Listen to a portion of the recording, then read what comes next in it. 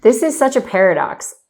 How can letting go actually allow you to receive a more abundant life? We're going to be talking with Y.E. Young, author of the new book, Ridiculously Okay, and he's going to give us insights and stories about that. Welcome to the What Could Go Right podcast. We're your hosts, Erik Orton and Emily Orton. We talk about personal growth and sailing. In 2014, with little experience and even less money, we bootstrapped a year on a sailboat with our 5 kids, and it changed our lives forever. We tell the whole story in our book, 7 at Sea. On this podcast, we want to help you go from fear to freedom, one adventure at a time. Okay, so York, thank you so much for joining us today. I'm just going to share with you, we've known York for a long time, but we're not going to give all the details. We'll just keep it brief. Is the co-founder of Soul Power Yoga, a university professor, holds 4 degrees and 6 patents, but much prefers holding one of his, now how many grandchildren? 5. Yeah, now 5. Hey. We have to update. He enjoys practicing yoga, traveling, hiking, learning Spanish, surfing, playing board games, and obviously writing. Originally from the East Coast, he now lives in the Rocky Mountain West and is with his wife, Jane, of 30 years. And together they are working on living somewhere else, living abroad. So we might learn more about that. Yeah. At least half the year. That's about all Jane is willing to do away from the grandkids. Yeah. That's a pretty good proportion. Yeah, I think that would be an epic victory for me for half. And the grandkids could potentially come see you there, which could extend the amount of time you feel good staying. Yeah. Who knows? Or Jane feels good. I could feel good staying. You could stay. She can always fly back. Yeah, there you go. What could go right? All right. So I am really excited to get into the things that you have been so thoughtfully distilling for the past couple of years, not just, the past couple of years actually, but through half a lifetime and maybe reviewing a whole lifetime to come to this point.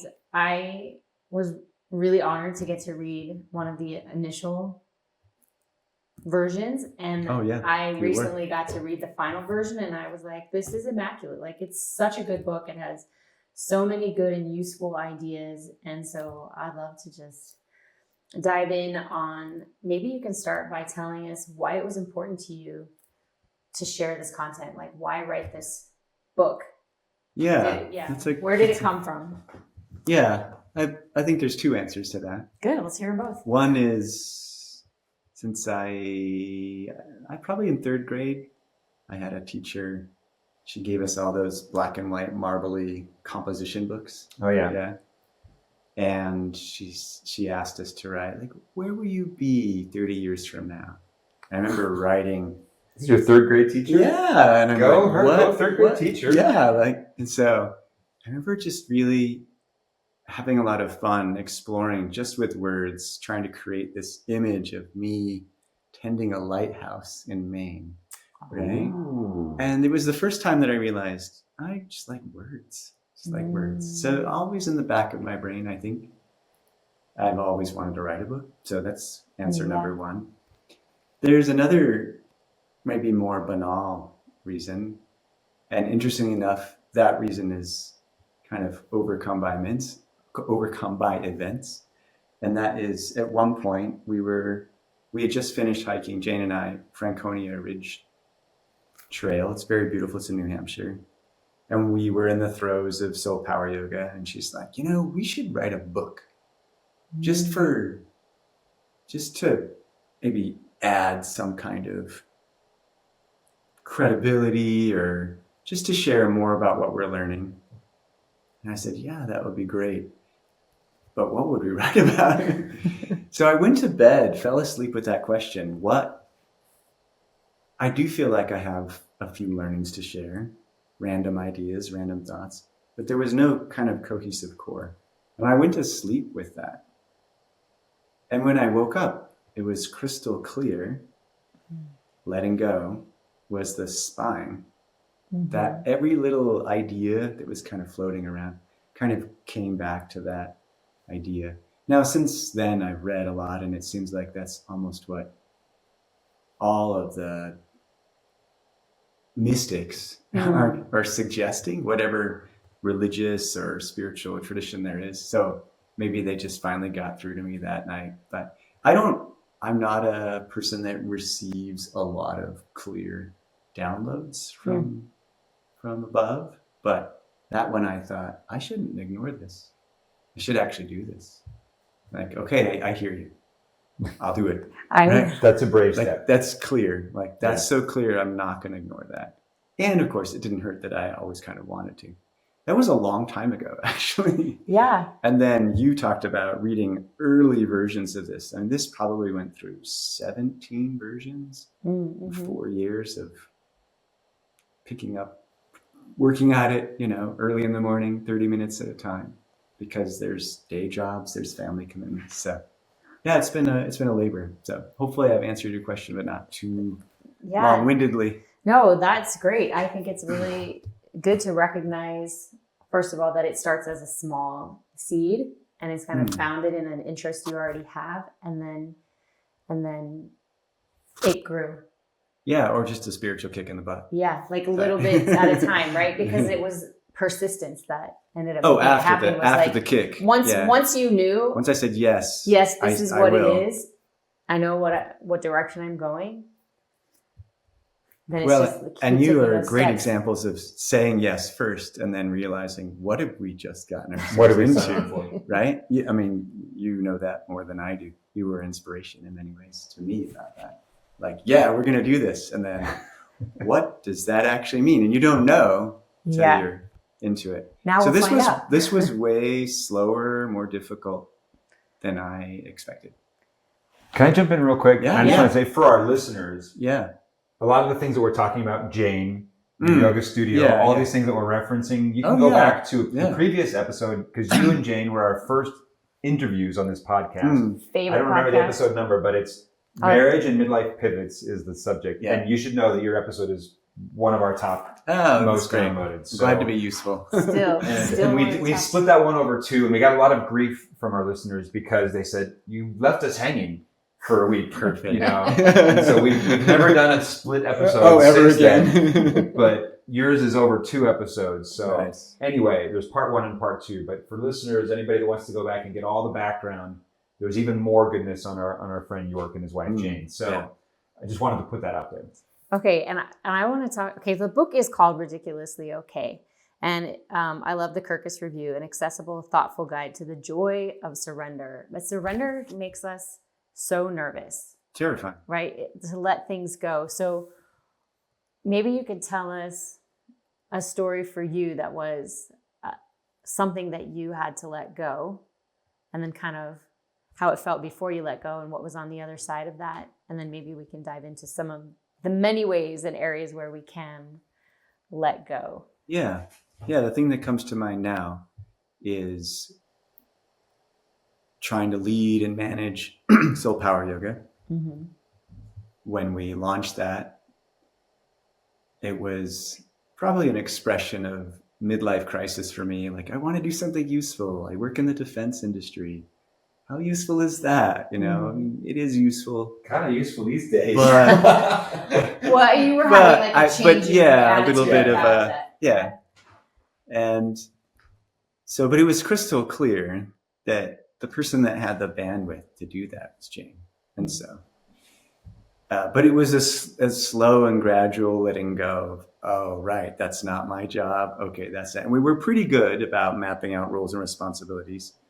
But out of envy and curiosity and excitement around this new thing that was exciting part of life compared to old and familiar, right? I was slowly, wandering across the line and get back. Oh, that's right. Right. And so I think it was painful. I was jealous. I wanted to be more involved. I wanted to be in the studio as much as possible.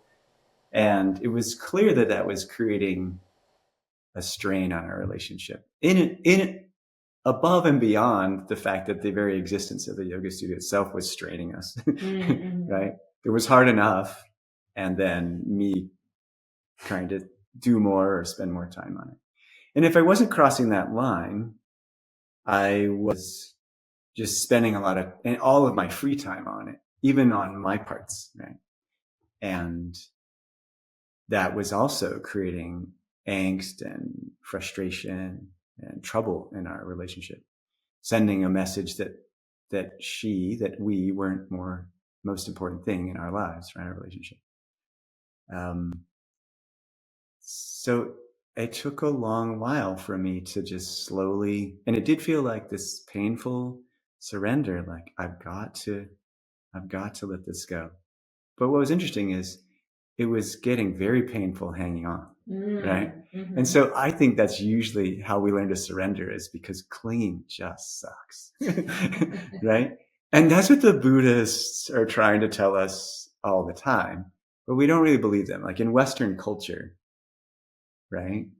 It's fight, win, Persevere, hang on, tenacity. yeah. Instead of Just it's a tightness, it's a strongness, it's a firmness, it's a right. Instead of relax, trust, let go, right? It's in Western culture. I think we've got a lot of things working against us, right? And those were in me too. Like, so I want to achieve, I want to be seen as excelling, I want to lead out, I want Soul Power Yoga to thrive. I think I can do that a little better than you. And all these nasty little. Emily and I never have that in our business. Never happens, right? And so, yeah, that was it. But I noticed, and this went for years. Like we had moved here and I was still struggling with, I think I got good at not interfering, but here in my head of still feeling that, I want to get involved that way. And finally I just realized I really need to put this down. It's hurting me. It's hurting my enjoyment of life. It's probably still a little bit of a block point or a misalignment. Mm-hmm. in my relationship with Jane. And that is the most important, but it's so easy to lose priorities sometimes.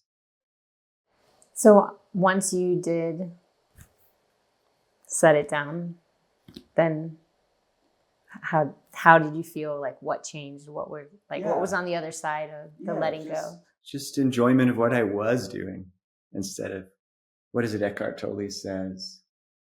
I think it's stress is being here and wanting to be there. Oh, I thought that I invented that, but I stole it from him.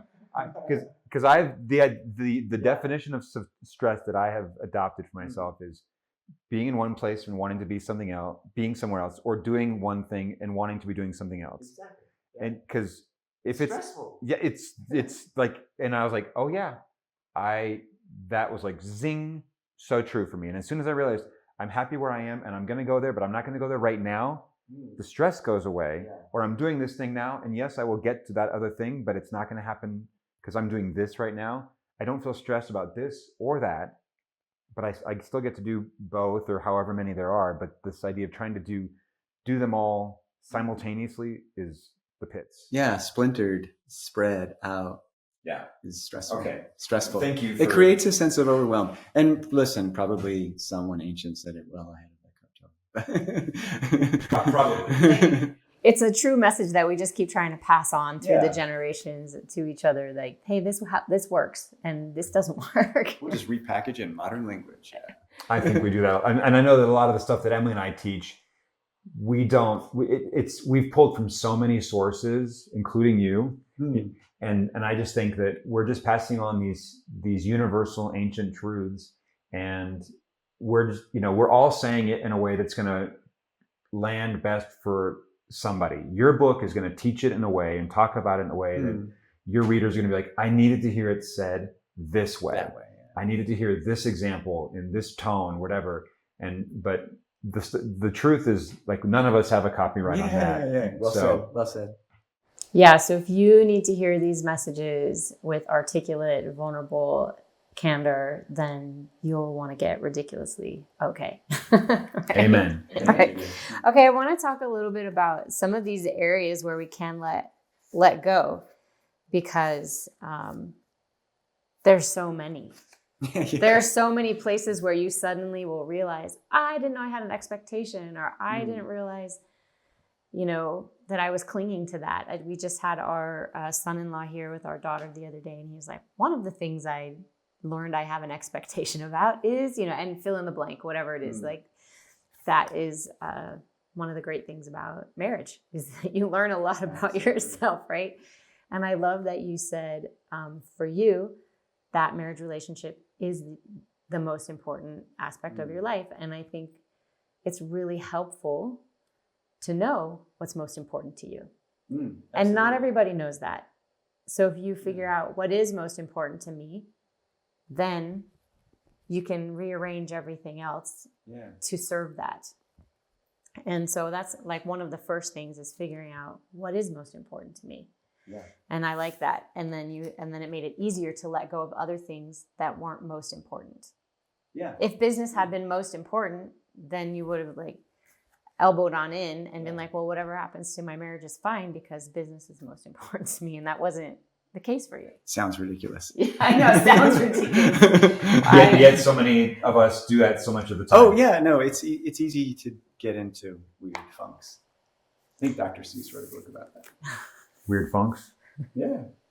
Which one? All the places. The places you'll go. Yeah, for sure. Amen. Some weird places. Okay, so maybe just could you tell us briefly like what is meant by letting go, and then we'll talk about maybe some of the things we can let go of.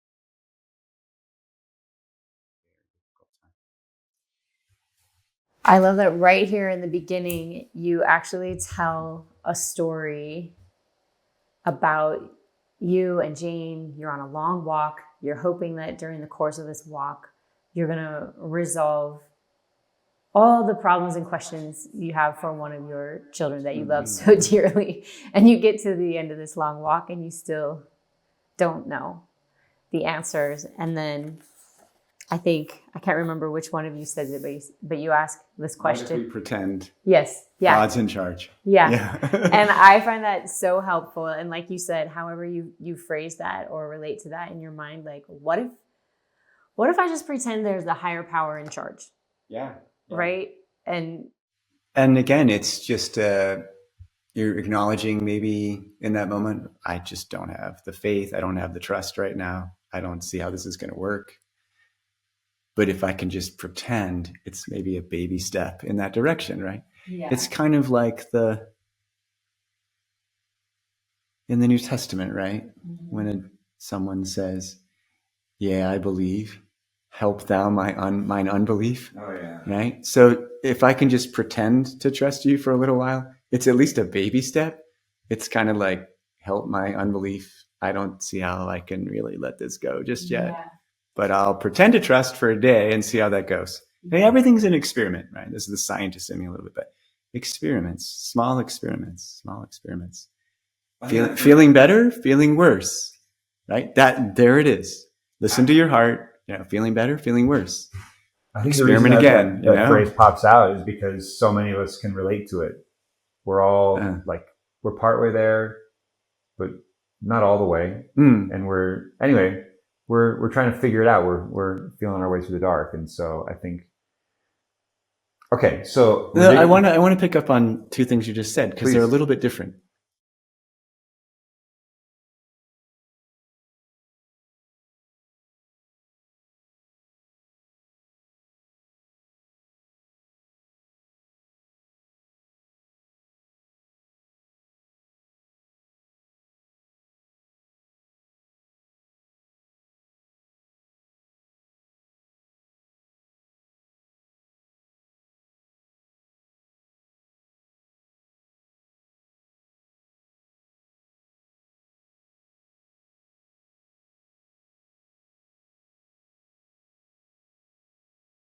something you want to watch out for sometimes.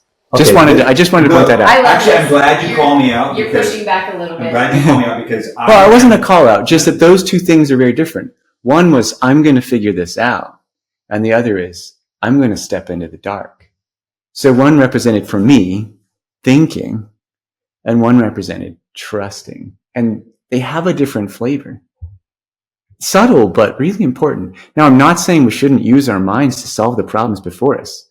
I think we've been given great gifts and huge skills and friends and tools of all kinds. We should. And it's fun. It's fun. And you're a master, both of you, like, we're going to go live on a boat and we're going to figure it out. I know the boat doesn't even work. And we're going to get stuck in a bay and we have to like go hours away just to get help, to get the next tool or piece or part, right? In the beginning of your boat, right? Yeah. So you do have to sometimes figure it out. I acknowledge that. I just want to acknowledge that. What I want to acknowledge about myself is that I'm way on the one side of like trying. I'm such a trier. Emily knows I am so action biased. I'm so shoot aim, like you were saying, the experiment, like just, well, if this doesn't work, then let's try that. If that didn't work, then let's try that. And I'm like, and I tell my kids all know that trial and error works every time. That is something that I have said for years. Even when it fails, it works every time. Yes. I agree with you. And so and that is faith.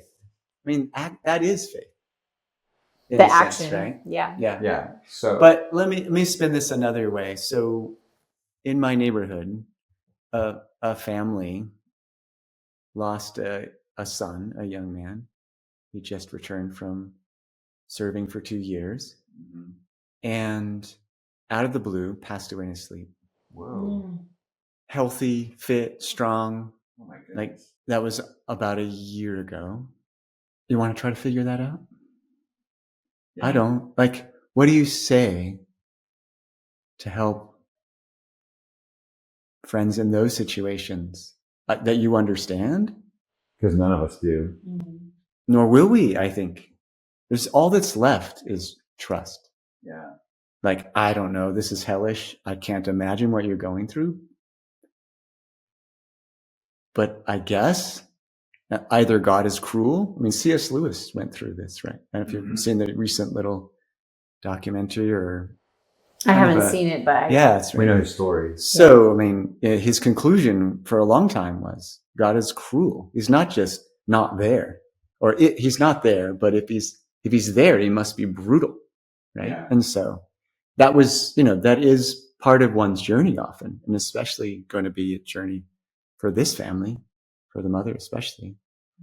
But yet she spoke recently to a bunch of us, and she has still all that she can have left, which is not understanding, but some semblance of trust that at the end it's going to be okay, right? And that's all. That's about all she's got. And it started because a friend said, "I'm sorry, I keep wanting to ask why," and she grabbed her friend and said, "I ask why every day." Like, I ask why every day. It's okay to ask why. And when I was sitting listening to her, I thought, well, we could drive ourselves.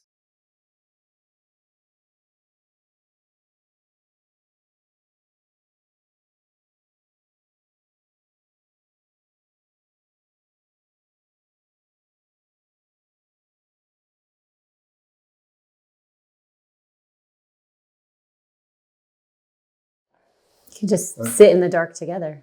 Yes, actually, Yeah. well said. Yeah. But in the end, I think that's a situation.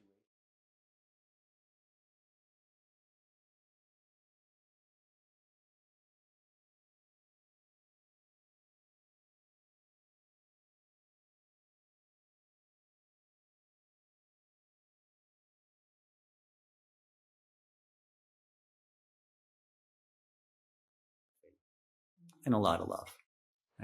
Okay. So I have two things. One, I'm going to share with you something that has helped me. And then I want to ask if you can share an example with us of what it looks like to get to the other side, to get to that place of trust. Because this will sound super cheesy. You know Wayne Dyer? I do. Love him. I have never Not read personally. I have never read a single book by Wayne Dyer, but I Man, can't. he has some killer quotes. But and he's got an amazing head of hair. And so do you. So, we listen. but I've come across this YouTube meditation. It's like 3 hours long. And whenever I'm feeling totally with my back up against the wall, I listen to this meditation. You'll have to share that with me. And he literally just says, and maybe we'll put it in the show notes, he's just like, look, the answers are out there. My mind is part of the mind of God. The answers are already speeding their way towards me. I don't need to worry. I don't need to work or try. And I don't think that we're just expected to lay down, but he's like saying, like, everything's going to be fine. If you can just relax and let it come to you, it will come to you. And as an action biased guy, this is like the hardest thing for me to do. And so I listen to Wayne Dyer when I just feel like I listen to that, and then I pray. You know, and I pray straight to God. I don't need to go to Wayne. But Wayne reminds me that I can just connect with God, and that God can teach me, God can solve my problems, God can give me the answers, the ideas, the solutions, and they will come right when I need them. I don't need to worry about the timeline. And so I love that. Anyway, so there's that. And so at the same time, these can feel like difficult concepts to bring down to earth and put into practice. So I'm just curious, can you share for us and anyone listening, what does this look like to do? How do you do it? And maybe you don't have the answers there. Yeah, no, I certainly am a ordinary person that ping pongs between fear and suffering and little moments of clarity and peace, right? And I have noticed this. At the moment, I almost only have one very, very simple prayer, or maybe two. In the morning, basically, thank you for another day. Help me be useful. And then at the end, thank you for that day. Hope I was useful. Those are great. Those are great. Nice bookends. And it just kind of simple. And trusting really that, well, I've learned that whatever plans I lay, that's not going to be how my day goes. But sometimes, right, bit by bit, things move forward, little things move forward. But so much is, we call it now, sorpresa del día, right? The surprise of the day. Surprise of the day. Surprise of the day. So it stems from a recent long walk in Costa Rica where sandals broke and buses never came. And we're like, oh, sorpresa, surprise. Yeah. So you never really know what surprises will come, upside and downside. But I try to see those as just, oh, I guess this is the lesson, right? I thought the lesson was, how am I going to accomplish this thing, whether it's climb to the top of this mountain or give the best lecture 78 ever for this electricity and magnetism class, right? And usually that's not what the universe is trying to teach me at all. But I do think, what's the expression? Like, providence loves effort. I do think there is a lot to be said for being a man or a woman of action, right? And putting forth effort at least invites, well, what do you know? Those crazy kids down there on the planet, they're trying. They're hustling. They're working it, right? They're trying. And so we can work with that. And I do think that's true. Kind of like the sailing analogy, right? Yeah. They're moving. They're absolutely moving in a horrific direction, but they're moving. Yeah. So we can steer that. Can't steer. And who knows that better than a physics professor, right? Well, probably a sailor. Should we get into vectors? Yeah, no. I mean, it's so true that if you're just sitting, it takes a whole lot of force to get you moving in any direction or the right direction. But if inertia, if you want to inertia. But if you're on the move, then you can change direction. Lots of different things. Yeah, and actually takes a lot of effort to stop you. Yeah. Once you're moving. right? That's also inertia. Yeah. Momentum. Well, I feel like we've talked about letting go at maybe some of the really advanced and abstract ways, like this woman in your neighborhood trying to let go of the must know why and Right, to wrestle with God. Yeah, and that wrestle. That's kind of like Jordan Peterson's road tour right now. Those who wrestle with God. Yeah, that's his tour. His acknowledgement. Yeah. So she's in that wrestle big time. She's in that wrestle. Like Jacob or Israel. But there are some really basic concrete places to start to learn this metaphor and then practice it in other areas. So I love how you kind of went from easier to harder, how you set up your book. That's true. Right? So one of the very easiest places to start with letting go is not identifying that I'm being envious and jealous. That's probably a very advanced level to look inside to that degree.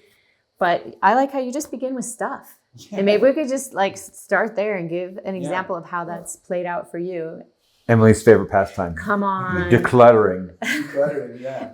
Well, that's your French name, decluttering. It ends up becoming, I used to teach a class on this. I still love to look into it, but it's a concrete place to start that ends up having a really deep impact, even a spiritual impact in some cases. And it can be a journey of self-discovery, but before getting too heady, just maybe you can tell us about I still want to start a little heady there, but I will get to that. Yeah. And that is that I think it's so easy to, especially maybe in the Judeo-Christian, I guess I should only say Christian tradition. I don't know a lot about Judaism. I had one college class about it, but it's been a long time ago, right? Is to do this separating of spiritual things and physical things, right?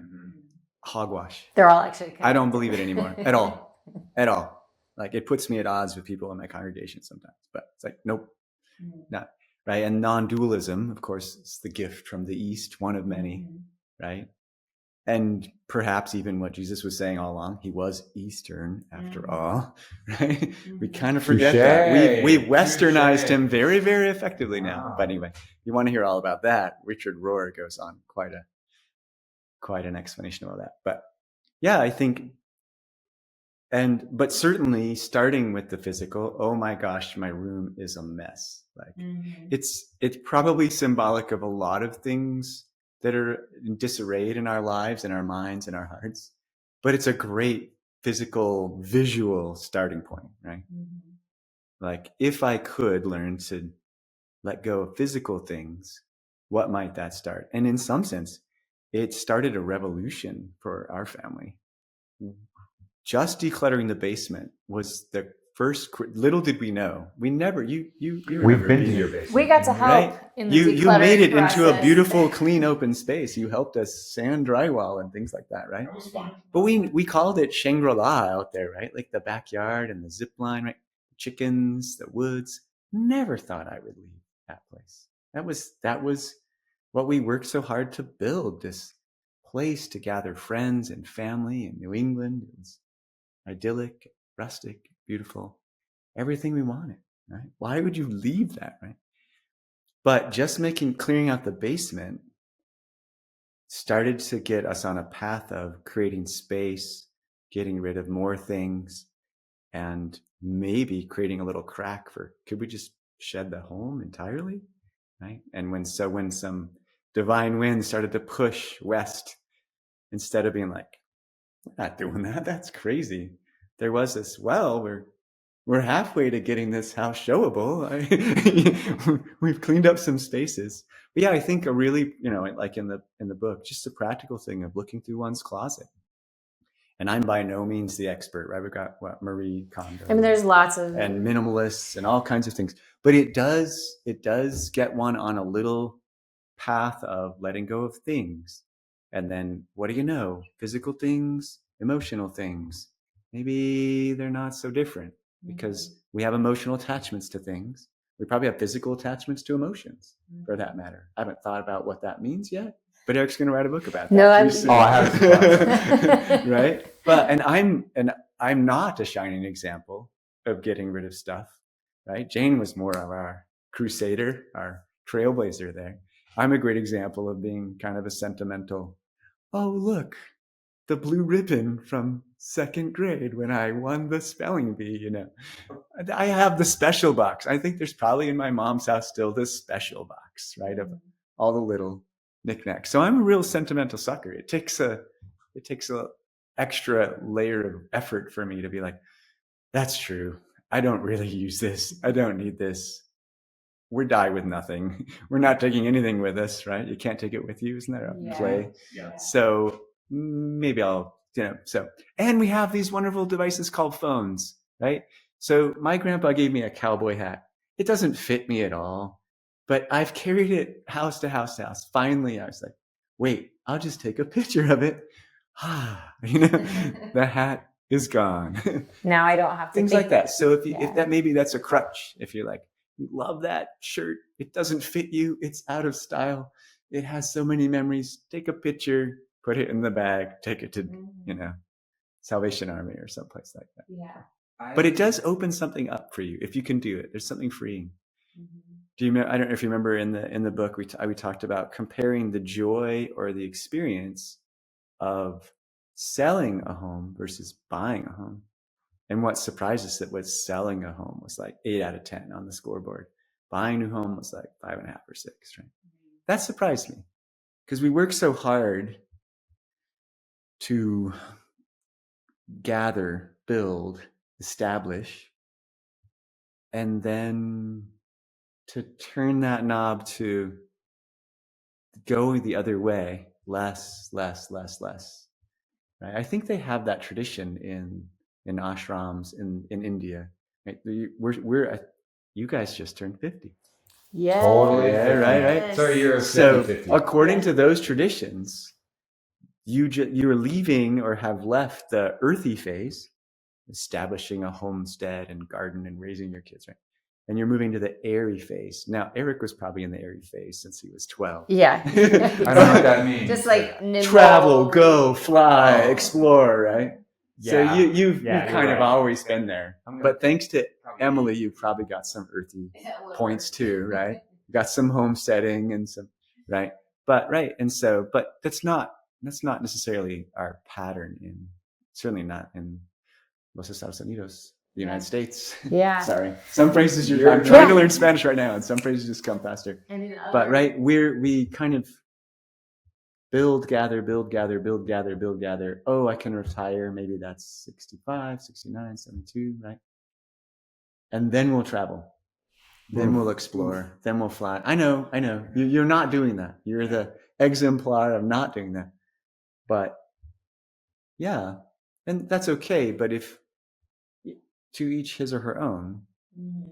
But what is it that the Chinese say of us? The Americans are always waiting to live. That's so true. Yeah, and I was like, ooh, touche. I feel like that would come from the Europeans, but Yeah. even worse from the Chinese. That is so true. Or maybe better. Well, and I know it's also the Europeans would say it too. I know in Sweden, when you turn 50, that's about the time you start looking around and saying, like, who's going to have to take care of all this crap when I die?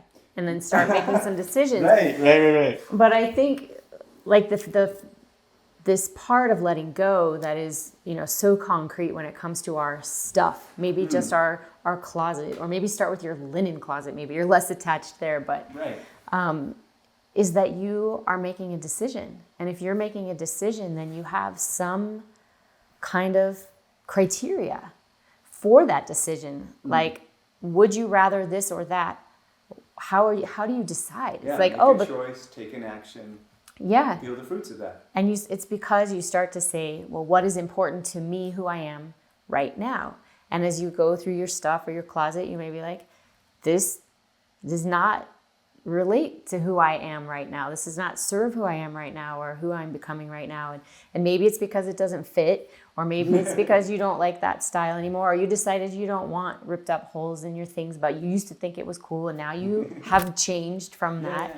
And the same thing, like you said, will then start happening in other areas. But so, for example, say you did that to your closet. Then the next time you step in your closet, you see reflected back to you this is how I see myself, who I am now, instead of all this like, oh, what about that? And this clinging of past selves, or maybe even aspirational selves, that you're like, I'm just letting go of all of that. I won't be that disco dancer after Right. all. Out with the sequence. There's still time. And acknowledging this hits home because Eric just got an Elvis outfit with some nice sequins. I'll show you a picture afterwards. But choice.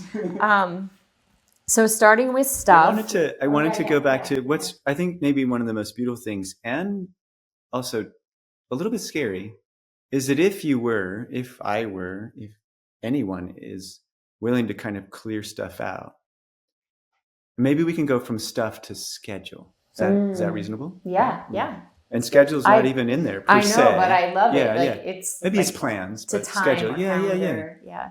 Right. And this is still a big conversation topic for Jane and myself. Comes up all the time.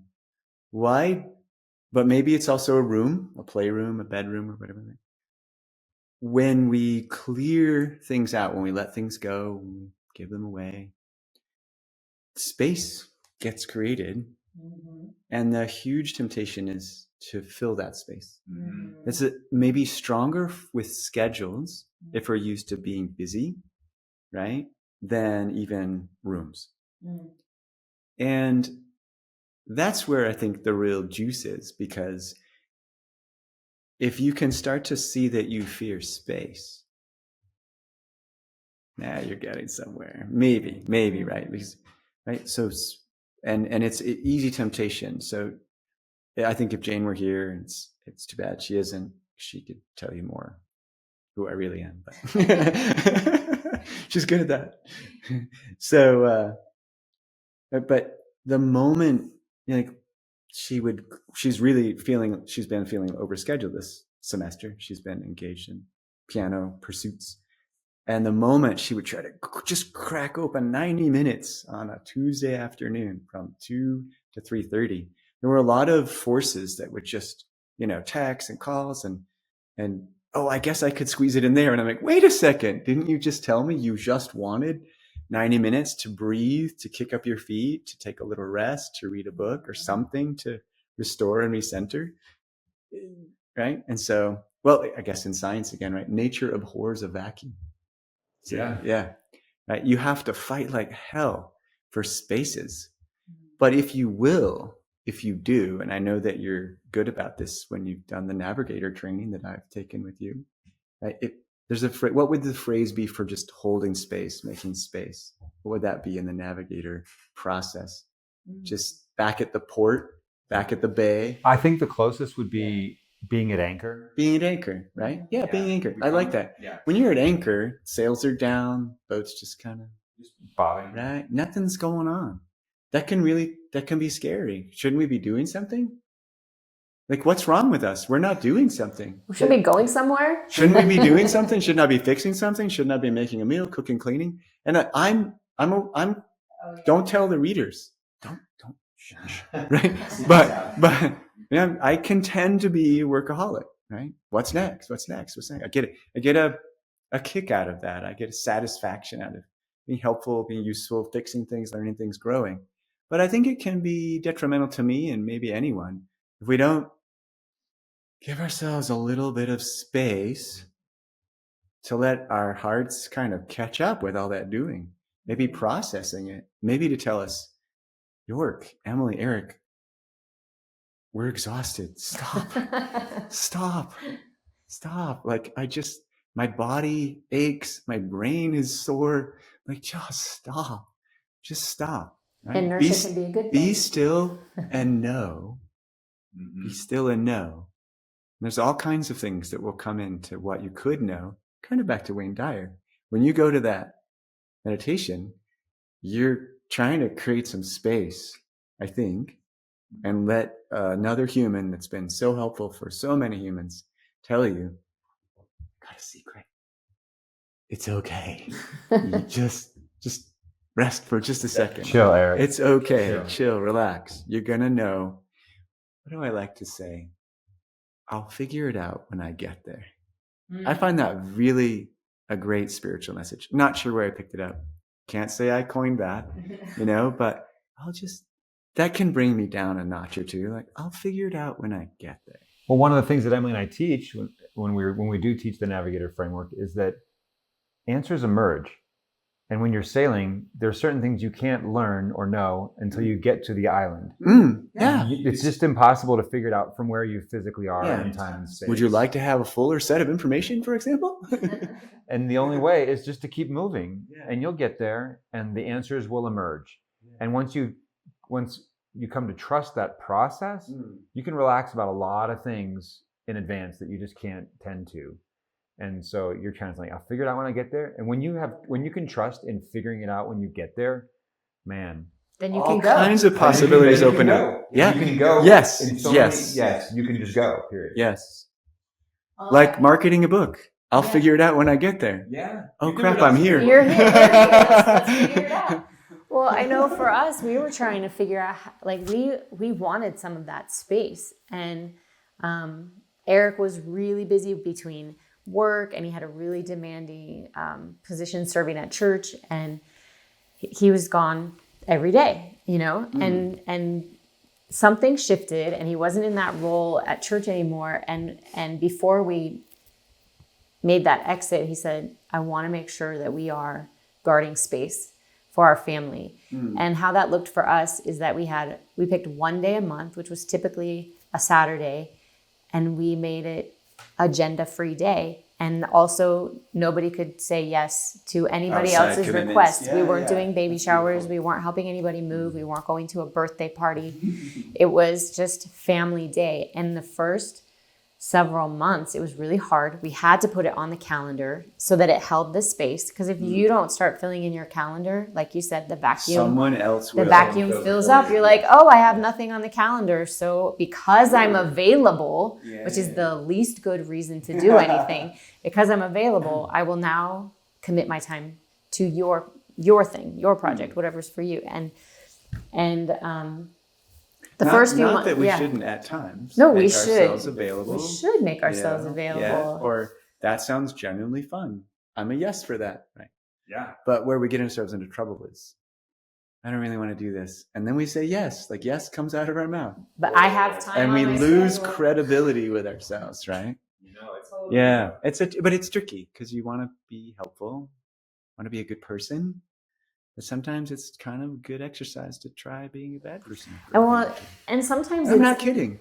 At least as far as like the voices in your head saying, York, you got to do this. You should do this. You should do more of this. Right? There's a lot of pressures there. If you're in organizations, they each have expectations. They have definitions of what goodly and good looks like. There's a lot of pressures. Our families of origin, our parents taught us to be helpful, good. Those are all good things, but it's just a matter, I guess, of balance. I know you had a different thought. Oh no, I'm happy to go with you there. One of the things that I've loved is being able to say to that voice, like, oh, what if I'm setting a good example of taking care of myself and having boundaries, and I'm gonna, break a tradition and help my kids see that you can take care of yourself. Yes. You don't have to run yourself into a resentful burnout. In fact, we always tell our kids, if you're feeling resentful, that's a red flag that it's time to check into something. And either you want to change how you feel about this thing, like give yourself an attitude adjustment because you're like, wait, I actually do want to do this. Or you need to change the behavior that you're doing. And then you're going to have, you won't have so much friction in your life, and you'll be able to move forward more smoothly. You'll have more energy.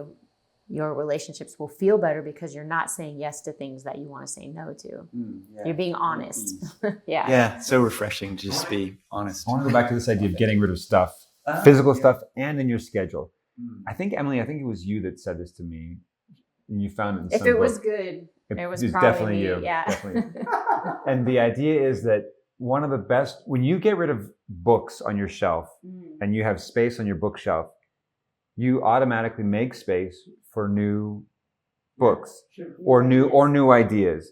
And for me, the best reason to get rid of stuff is not to then just fill it back in, but to make space for new things to come into your life. Yes. New and hopefully better things. New opportunities. And I think that whether it's, okay, now I have some slack. My books can kind of tilt left and right. There's a little bit of room on my shelf. Yeah.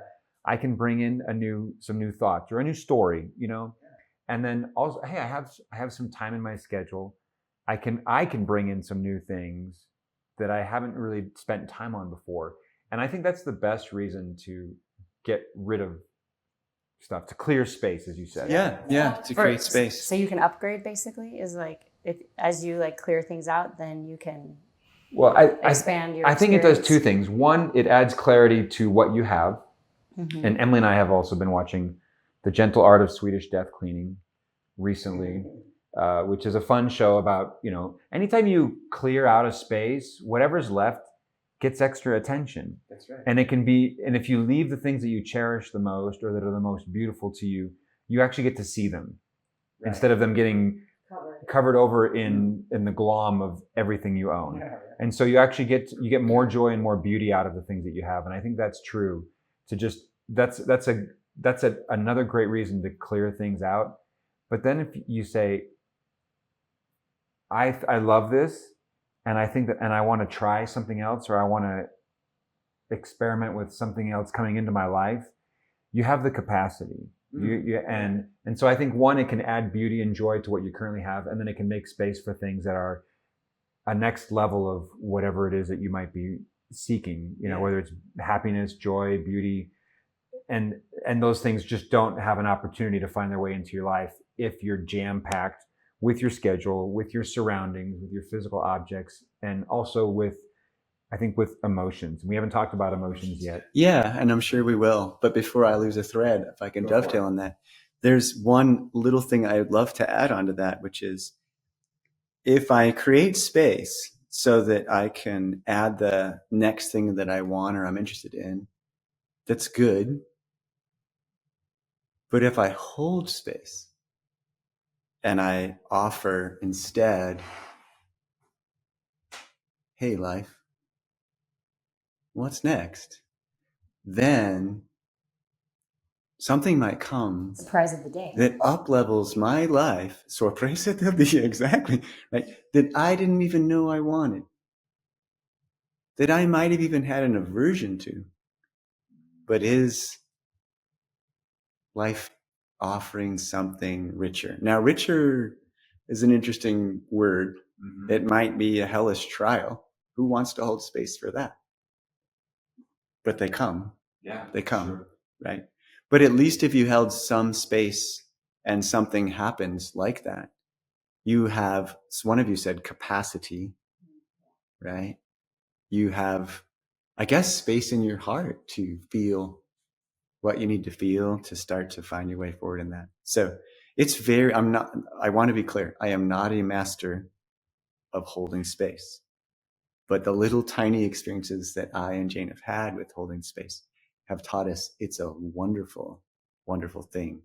And it looks to me like an exercise in trust. An exercise in trust. Like, I'm going to clear out some time or some physical space or whatever else we might be clearing out. Maybe I'm going to express some dark feelings to my life partner to try to clear out some gunk. And that's going to be a difficult conversation.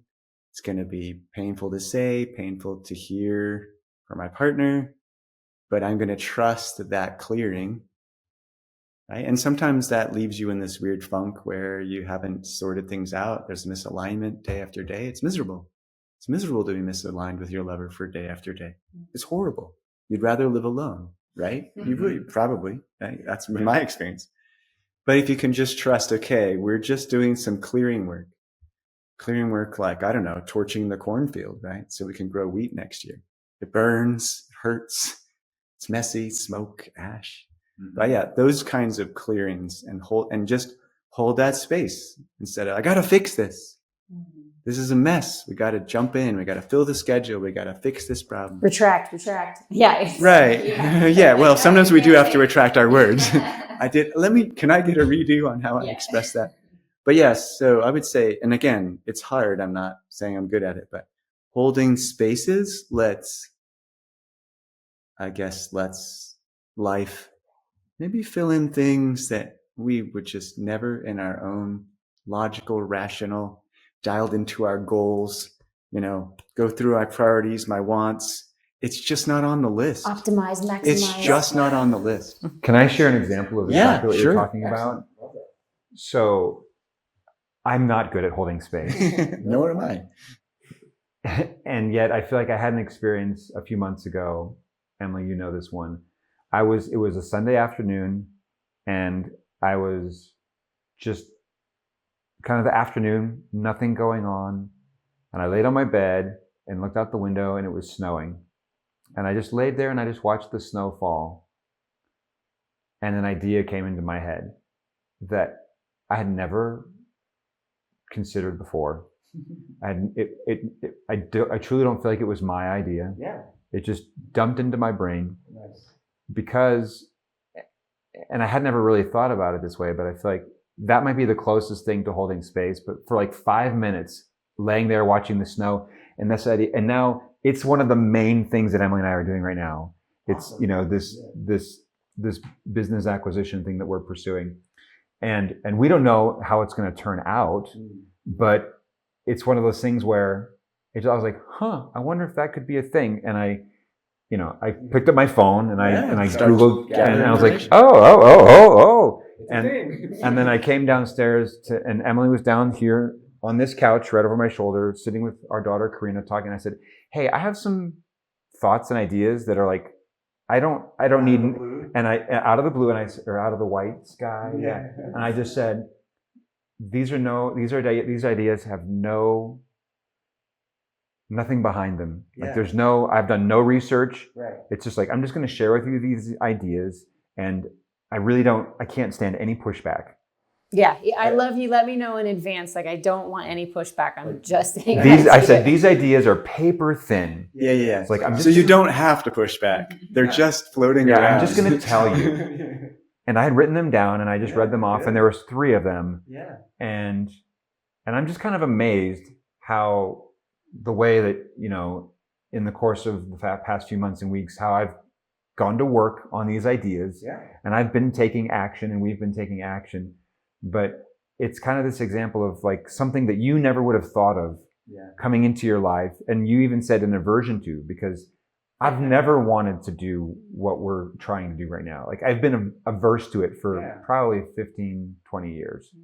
And yet we're trying it. So anyway, I just, as an example, I kind of know, but I don't. Yeah, you do. But it's just one of those things where I think it's powerful. What you're talking about is holding space, and not even saying, oh, now that I've cleared out a book, I'm going to go to the library or the bookstore and get a new one. I know what I want next. Yeah, which is kind of like stiff-arming God.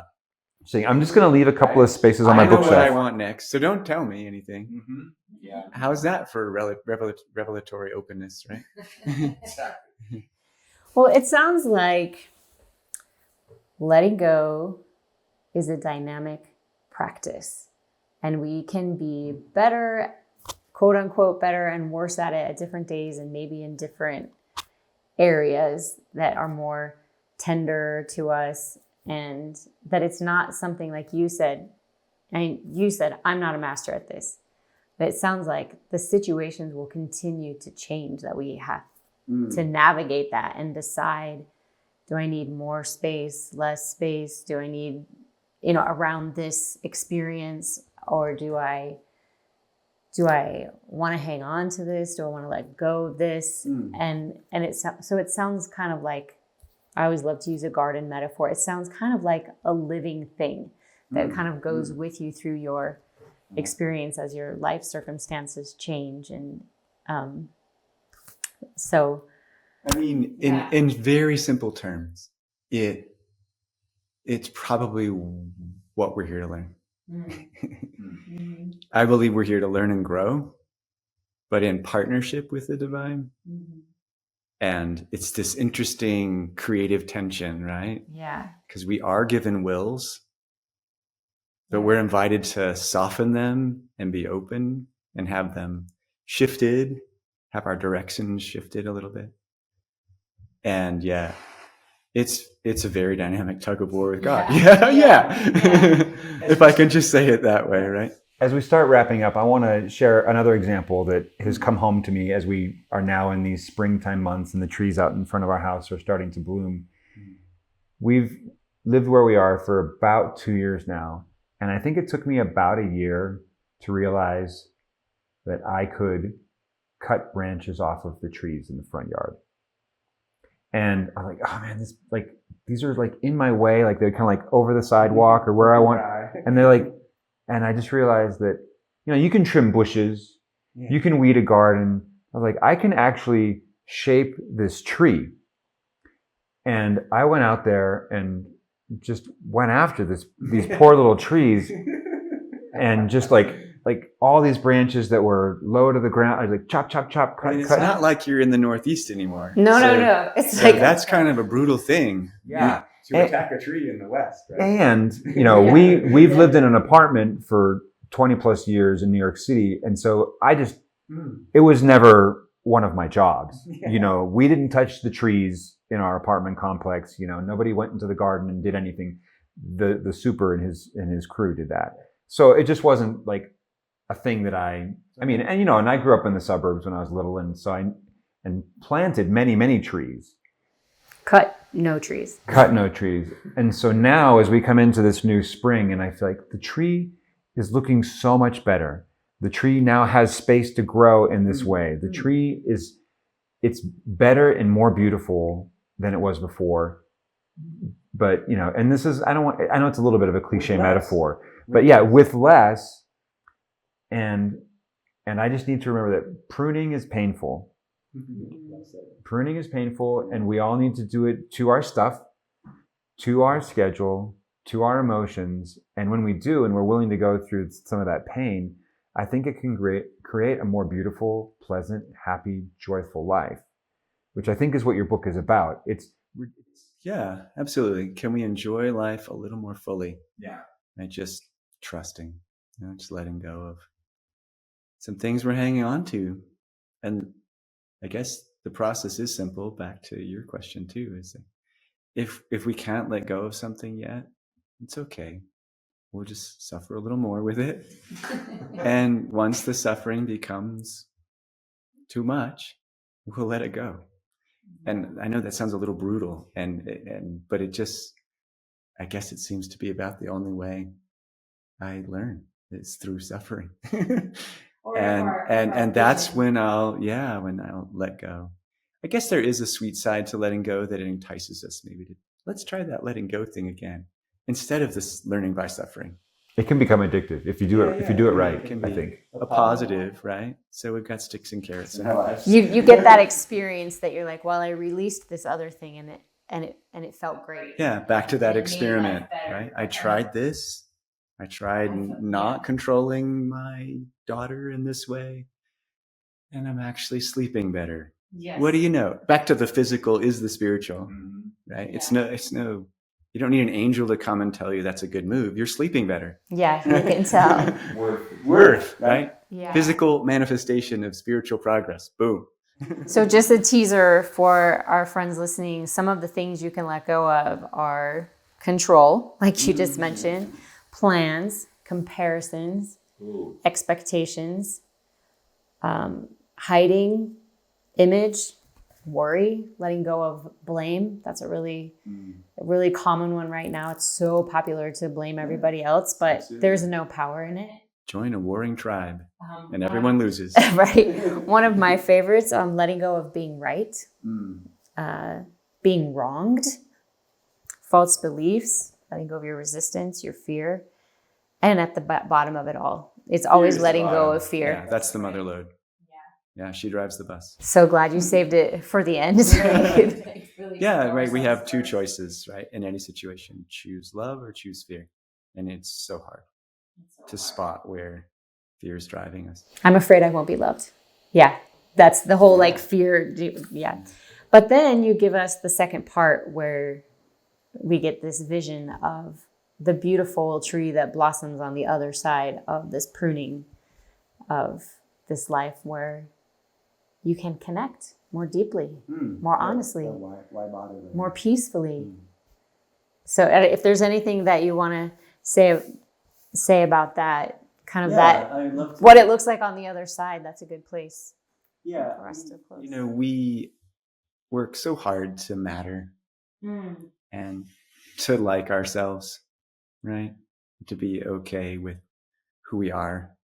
Work so hard at that in so many ways. And that is beautiful and good. But at the end of the day, we really just want to make life better for the people around us and love and be loved. And it just takes one other person, right? That's why I talk a lot about, if you have a life partner, you have the golden key to letting go. Just listen to what they're saying and they will show you some things you might want to consider, right? They're really close partner with you.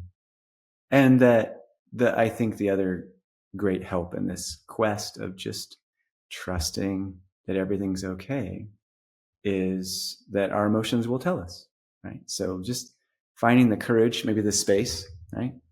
To just listen to what's coming up. And one of my deepest concerns right now with the prominence of screens, portable screens of all shapes and sizes, is that the moment we feel an unpleasant feeling, we can hide from that unpleasant feeling by looking at something, right? Whatever it is, whatever our little go-to distractions are, right? And that saddens me because in some sense, the feelings we don't want to feel are absolute North Stars. Absolute North Stars. If I feel unpleasant, maybe sad, scared, angry, frustrated, stuck, that's a signal, right? When I feel something like that, life is trying to tell me something. And I want to take the time. I try. And if we can take the time to observe that, sit with that, go on a walk with that, share that with a friend, and understand, where is this coming from?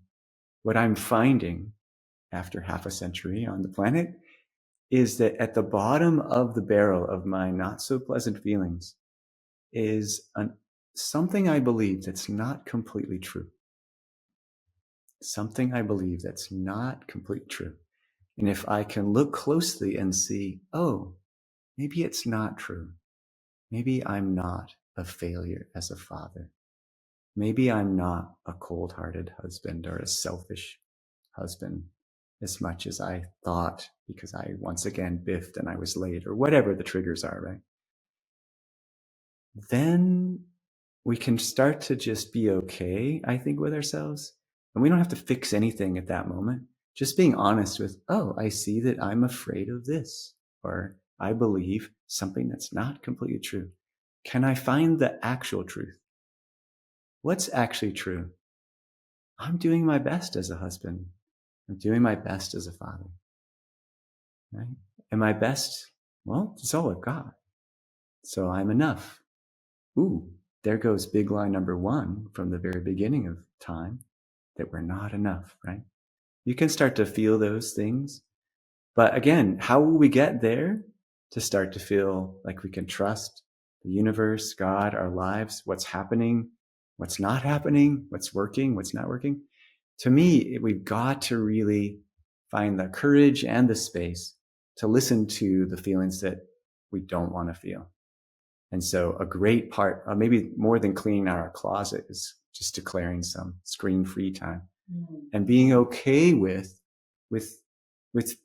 being honest. I feel sad. I feel anxious. I feel afraid. And I think there's a lot of power, because the truth around how I'm really, really feeling about something, myself, a relationship, that truth is the truth that will set us free. And I think that's what Jesus was talking about. That's the truth that will set us free. How much will it set us free? Probably only a tiny bit, because then we'll hit the next thing and the next thing, and that's okay. But it's, but we're here. Most of us get to be here a few days, a few weeks, a few months. But it can be a really beautiful process. But it does kind of take, and you see this coming from people like Pima Chodron all the time, right? a warrior's bravery to be able to kind of be okay with yuck or dark feelings or scary feelings, but they're given to us for a reason. So I'm really excited about that journey for myself and trying my best to recommend it to others, right? My children, my grandchildren, to just say, hey, don't just run away from negative feelings. They are gifts. They are our compass. They're our lodestar or our North Star. So, and I think if we realize that and learn that, and it took me a long time, I'm a late bloomer when it comes to getting in touch with feelings, listening to them and being okay. But if we can do that, then we start to have more confidence that everything really is okay. Ridiculously okay. Ridiculously okay. And I know because she told me. She told me. And you can read that in the preface. Thank you so much. I know I asked York, like, where can people follow you? And you said, don't follow me, follow your heart. But if people want to find you, we'll put links in below. Yeah, do less social media, but yes. ridiculouslyok.com or yeyoungauthor.com. And okay is spelled letter O. Just the letters O and K. Just letters O and letters. Ridiculously.com. No extraneous letters were used in the titling of this Think book. minimalism. Let go of the A, let go of the Y. Well, York, thank you so much for having this conversation with us. We should do it every year. Yeah. We love having you on our podcast, and we love being friends over the decades. So likewise, maybe next time when you get Jane on, that's what we should do. Perfect. She would love that, or not, but she would do it. All right, thank you. Hey guys, it's Erik and Emily. If you want to go sailing with us, here is the latest. July, we're going to Athens, Greece. That trip is sold out. August, we're going to the Bahamas. That trip is sold out. September, we're going to be in Italy. That trip is private, so you won't be able to join on that one. But in October, we're looking at doing a trip back in the Bahamas. If you want to go somewhere warm and beautiful in the fall, just let us know. Drop us a line. We'd love to get you on the wait list for that, and we can get you details. November, I'm going to be in Thailand. That trip is also sold out. December, we're looking at doing a trip either before Christmas, first half of the month, or the week right after, between New Year's and the first week of January. If that is of interest to you, drop us a note. We'll get you on the wait list for that. In January, I'm also doing a specific trip to the Virgin Islands, and that trip is sold out. February, we're going back to the Bahamas, and there's one cabin left. Yeah, I got some deposits on that before the weekend. So there is one cabin left for our February Bahamas trip. So 2 spots. 2 spots. Yeah, correct. So the moral of the story is these trips are filling up. If you want to go, love to have you aboard. We just got to get you some details. We have to have a chat if we're not already acquainted. I talk with everybody before we go sailing. Nobody just signs up. It's a chance to make sure that we're all a good fit for each other. But if you're the kind of person that wants to listen to this podcast, I have a feeling that we'd be a good match. Also, Emily takes great care of us with the food. She puts together amazing meal plans and sends us off with all the food and the recipes that we need. Anything you want to say about that, Emily? Yeah, I love to make sure we take good care of you, your preferences, your favorites, and everybody peanut eats, M&Ms for me. Right, everybody eats really well, and it's such a fun connecting time to be at anchor as the sun is setting, chopping your vegetables together, talking about the adventures of the day with your new friends. It's a really lovely part of the trip. And I would just also add that one of the things that we offer on these trips is a really kind and encouraging captain who's Erik's super enthusiastic about sailing and especially about helping introduce new sailors to the activity, to the sport, to the fun that it is to live on a sailboat. So if you want to try living on a sailboat, you really couldn't look for a better guide and coach in your sailing journey than Erik Orton. We had the best instructor when we were getting certified in the Caribbean. His name was Matt Holt. So Matt, if you're listening, He doesn't instruct anymore. He's in Marine University or something. Yeah, he doesn't teach private clients anymore, but he was amazing. And my job is just to be as kind and helpful and encouraging as he was for us So thank you, Emily. And if sailing seems like it'd be your thing, we'd love to hear from you. The best way to reach out is via email, hello@theawesomefactory.nyc. NYC is in New York City. You can also send us a DM on Instagram or Facebook, but hello@theawesomefactory.nyc or social media are the best ways. And we hope to see you aboard. Thanks. If this has been helpful, please subscribe, rate, review the podcast, because this helps more people like you find us.